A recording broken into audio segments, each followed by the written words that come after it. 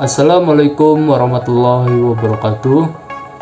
Let me introduce myself. My name is Muhammad Yusuf, NPM 224110002, Management Class 22B. In this video, I will explain the material about attitude and job satisfaction. Definition of attitude and job satisfaction. Job satisfaction is a general attitude toward one's job that indicates the difference between the amount of rewards workers receive and the amount they believe they should receive. Robin, 2003, 78. According to G.W. Ayport in Tri Rusmi Widayatun 1999 218.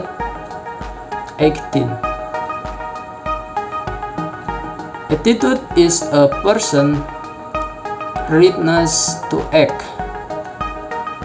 Along with G.W. Ayport's opinion above,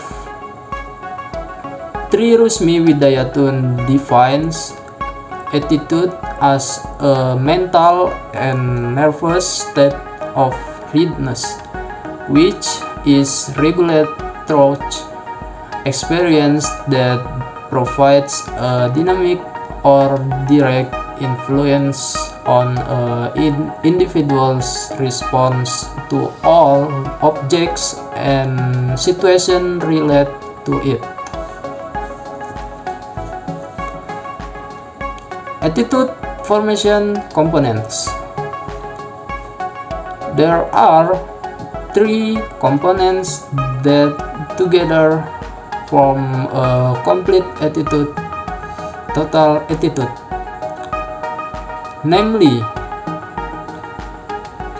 a cognitive, the intellectual aspect, which is related to what humans know, contains a person belief about what applies or what is right for the object of the attitude. Once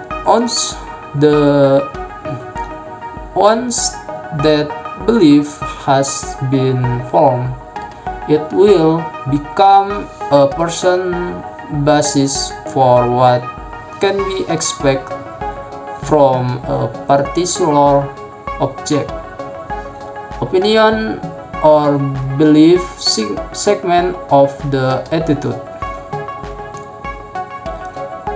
B. Affectives, the emotional aspect of the socio-psychological factor.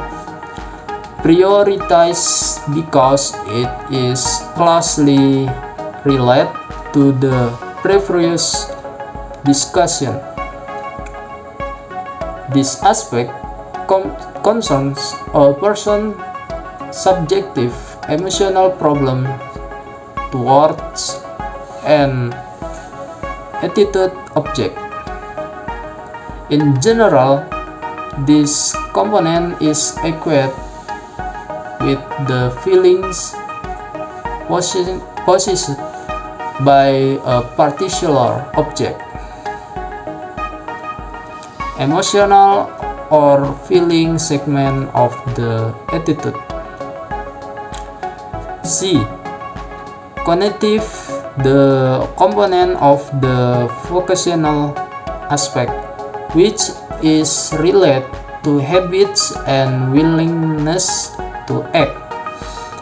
The cognitive component or behavioral component in the attitude structure show how behavior or tendencies to behave with us in a person relate to the attitude object phase.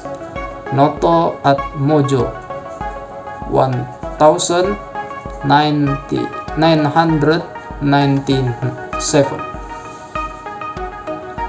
Intention to behave in a certain way towards someone or something.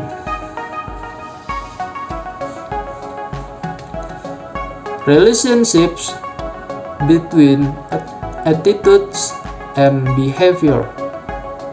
Research concludes that individuals seek consistency between their attitudes and behaviors. This means that individuals seek to establish different attitudes and align their attitudes and behavior so that they appear rational and consistent. When inconsistencies occur, the drive arises to return the individual to a state of equilibrium where attitudes and behavior are consistent again. This can be done by changing attitudes or behavior or by developing rationalization for the inconsistencies. Leon Festinger proposed the theory of cognitive dissonance. This theory attempts to explain the relationship between attitudes and behavior. Inconsistency means inconsistency. Cognitive dissonance refers to the inconsistency felt by an individual between two or more attitudes, or between behavior and attitudes.